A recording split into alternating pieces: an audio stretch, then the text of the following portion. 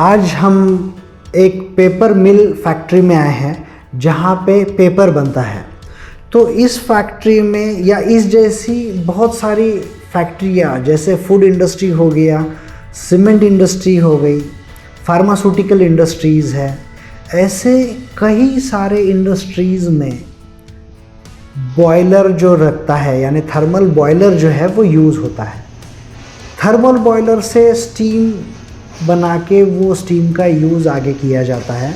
और बड़ी बड़ी कंपनियों में, टेक्सटाइल इंडस्ट्रीज़ में या पेपर इंडस्ट्रीज़ में ये बहुत बड़े पैमाने पे स्टीम बनाना पड़ता है। तो ये जो बॉयलर है, ये बॉयलर बहुत बड़े पैमाने पे हर इंडस्ट्रीज़ में लगे हुए हैं। अब इन कंपनियों में एक उनका जो एक्सपेंस में का जो पोर्शन है, उसमें बहुत बड़ा पोर्शन जो इन बॉयलर में लगने वाले फ्यूल के लिए खर्च हो जाता है। ये जो बॉयलर्स है, थर्मल बॉयलर्स, इनमें कोयला बहुत बड़े पैमाने पे यूज़ किया जाता है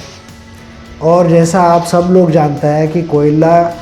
भी जो है वो एक लिमिटेड रिसोर्स है। जैसे पेट्रोल डीजल है, वैसे ही कोयले के भाव कम ज़्यादा होते हैं और अपने इंडिया में जो इंडस्ट्रीज़ है वो काफ़ी बढ़ रही है, डेवलपमेंट काफ़ी बढ़ रहा है, इसलिए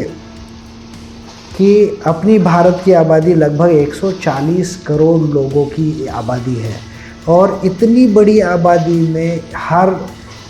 आदमी की ज़रूरत के लिए प्रोडक्ट या प्रोडक्शन कंटिन्यू बनते जाना चाहिए। तो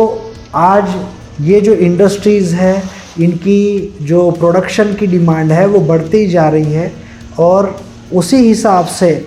जो उनका थर्मल बॉयलर लगे हुए हैं उसमें जो फ्यूल लगता है उसकी भी डिमांड बढ़ते जा रही है। आप अब ये जो पेपर मिल देख रहे हैं, यहाँ पे ये जो वेस्ट लकड़ी देख रहे हैं, ये वेस्ट लकड़ी जो कोयला है उसका काफ़ी बड़ा एक्सपेंस कम करने के लिए जो खेतों में पड़ी हुई लकड़ी है, वेस्ट वुड, जो पहले गांव-गांव में चूल्हे वगैरह जलाने के लिए यूज़ किया जाता था, आज की डेट में हर गांव में, हर घर में, लगभग सारे गांव में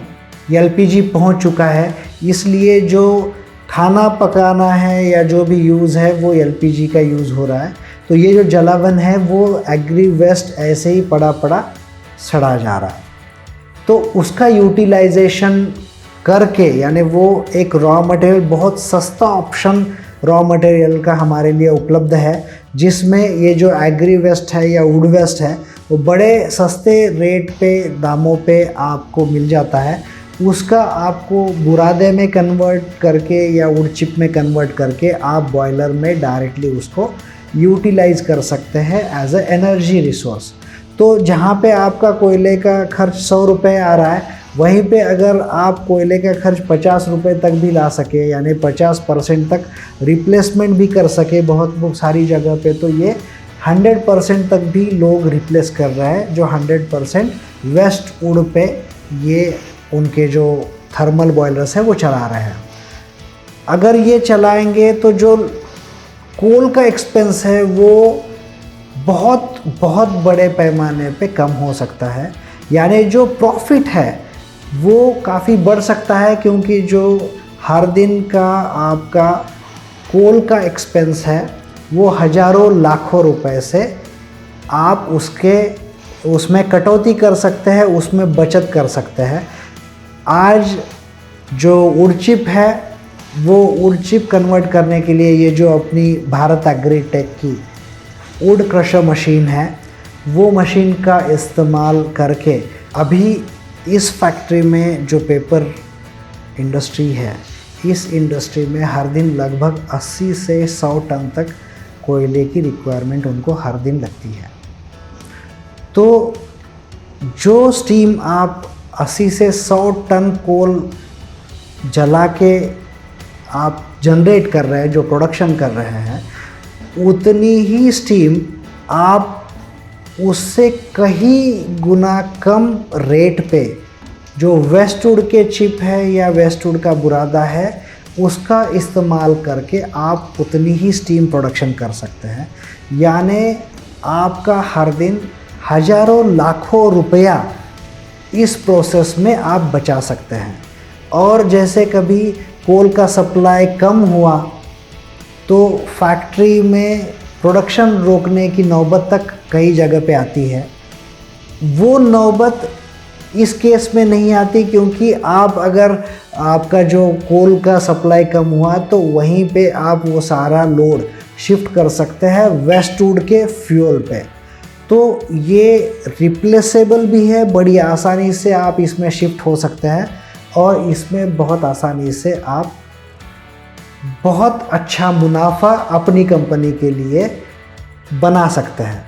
तो इस मशीन की अगर अधिक जानकारी आपको चाहिए तो इस मशीन में बहुत सारे ऑप्शंस भी हैं। जैसे आप ये देख रहे हैं, ये कमर्शियल वुड क्रशर मशीन है, 50 HP का लगा हुआ। यहीं पे 100 HP, 150 HP, 200 HP तक भी वेस्टवुड ड्रम चिपर भी अपने पास अवेलेबल है। तो आप इस नीचे दिए गए नंबर पे व्हाट्सएप करके in wood chipper machine, wood crusher machines की और अधिक जानकारी आप पा सकते हैं।